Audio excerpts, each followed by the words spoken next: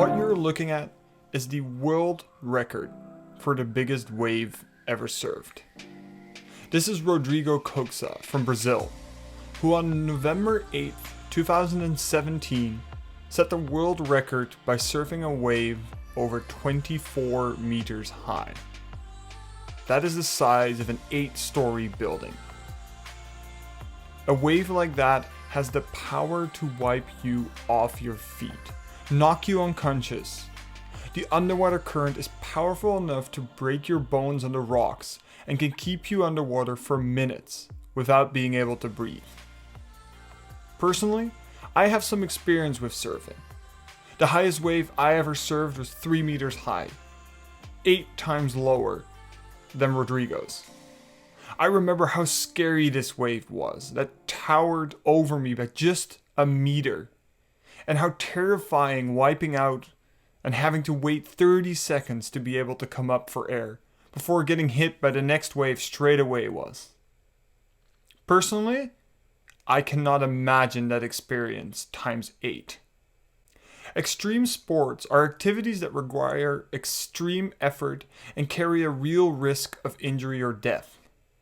These types of sports come in all shapes of sizes, from jumping off buildings, climbing mountains without a rope, running ridiculous distances, driving very fast cars, and anything else in between you can imagine.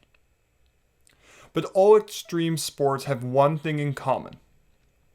They captivate the amazement of us mere mortals. There is something mesmerizing about seeing other humans do things you would never want to even think about doing yourself.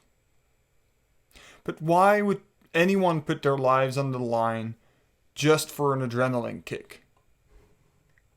These activities are inherently dangerous, and injury is a real risk.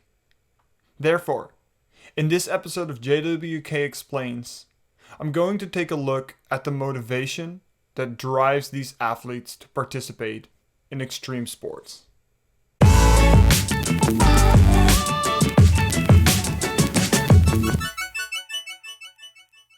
Let's start with getting a myth out of this world straight away. These people aren't crazy. There's actually no evidence that extreme sport athletes have a desire to die, or that there's anything pathologically wrong with them.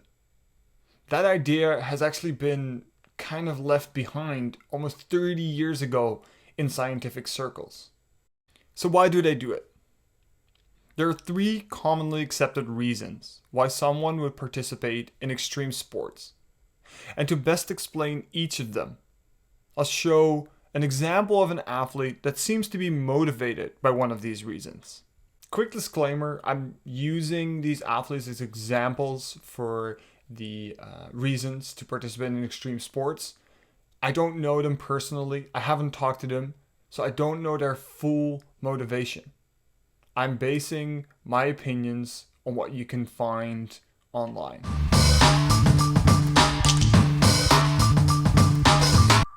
The first possible reason why someone would do extreme sports has to do with emotional regulation. And the best example for this is Alex Honnold, a free solo mountain climber. Now, if you don't know what that is, let's introduce Alex and let him explain it.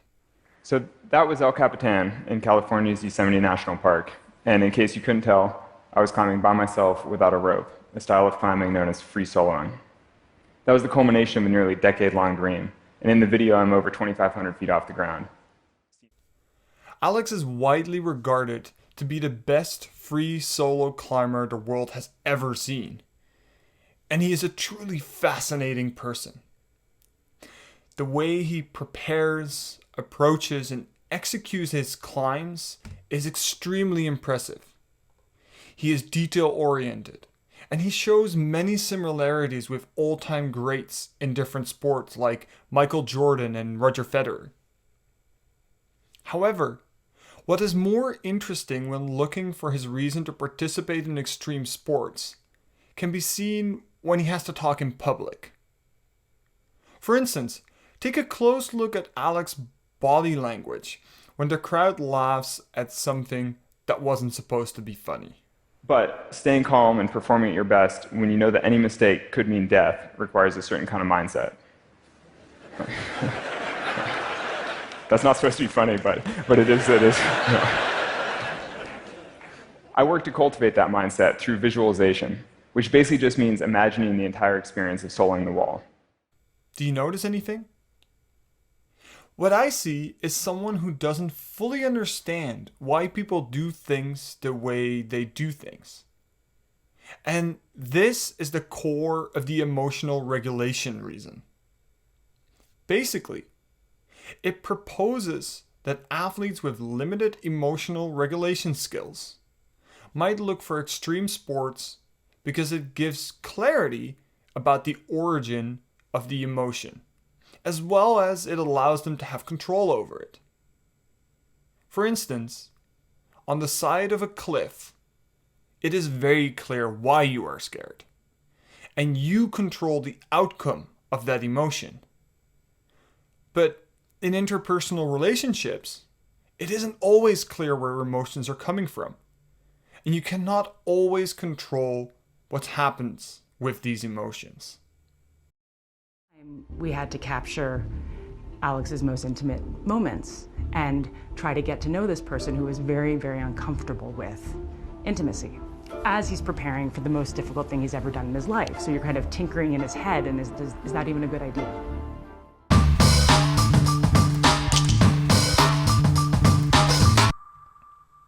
The second reason to participate in extreme sports revolves around the concept of sensation seeking. Or in other words, the desire to constantly try anything new. Let's see if you can spot a pattern in this next clip. I started with paragliding there. I started with skydiving. On this picture, you can see there's a four-way skydive. From regular relative skydiving, I went on to free flying. Free flying is more the three-dimensional skydiving. From free flying, I went on to sky surfing. Sky surfing is skydiving with a board on the feet. And from there, I went on to wingsuit flying. And from there, with all the skills and knowledge from paragliding and all the different disciplines in skydiving, I went on to base jumping. Base jumping is skydiving from fixed objects. My goal soon was to discover new places that nobody had jumped before. So with all this knowledge, I also wanted to get into stunts. Did you manage to notice anything? This is Uli Gegenschatz, a professional wingsuit athlete. And to me, it seems very clear what his motivations are to participate in extreme sports. Sensation seeking. You almost see his brain constantly think about the next thing he can try. And each step is a little more dangerous than the last. Don't get me wrong, he's far from reckless. But in order to stay satisfied, he needs to keep pushing the boundaries, as demonstrated by the end of his talk. See if you can see the sensation seeking in his facial expression. And I know the answer to this, but how do you land? Parachute. We have to open the parachute just seconds before, I would say, impact. But it's not, it's not possible to land the wingsuit yet. Yet, but people are trying. Are you among those? You're not going to commit. Are you?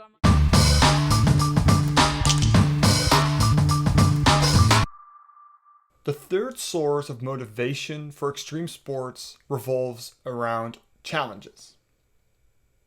Many athletes stay wanting to improve on themselves, beat certain times, or be different than other people as a reason to participate in extreme sports.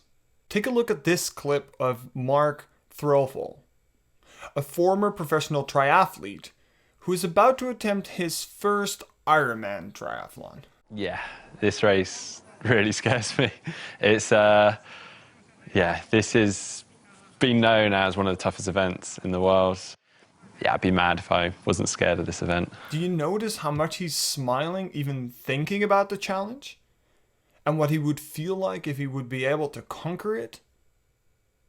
Oh, and if you don't know why he's so scared of this race, this is what he'll need to do in order to complete it. To the freezing cold water of the Hardanger Fjord for a 3.8 kilometer swim, then a 180 kilometer bike. Now, despite the brutal bike course, it is in fact the run that Norseman is legendary for. It's a 42.2 kilometer run. This reason is also pretty understandable, and in my experience is more often stated in sports that require extreme effort rather than a very high risk. It is also important to note the difference between the boundary motivation and the sensation-seeking motivation. Running a triathlon is not new for Mark. He has done it countless times. He has also completed the individual parts of this race before. His motivation doesn't come from the fact that he has never done an Ironman before, but rather from the challenge of finishing it. He doesn't care that other people have done it, and he would probably be just as motivated and happy if it was his second time doing it. If you think back to Uli though, he always wanted to do the next thing. And it was the fact that it was new that gave him satisfaction. Extreme sports will always have risks, and participating in them is just not for everyone. Some people will never understand why others would do this. And I'm sure that there are extreme athletes that believe that they are different from the normal people because they dare to do these activities. The 3 reasons outlined in this video are what set motivation for sports. Things like winning, achievement, and feeling good about yourself, apart from motivation for extreme sports. But keep in mind that each individual athlete, no matter the sport, will always be motivated by a combination of factors. It is okay that people are different and do things for different reasons. However, whether you like participating in extreme sports, merely enjoy watching them, or can't even stand seeing somebody else do it, remember that it has nothing to do with crazy athletes that have a death wish. If you look and listen to how these athletes prepare for their sport, you will see that they do everything in their power to minimize the risks of injury and death.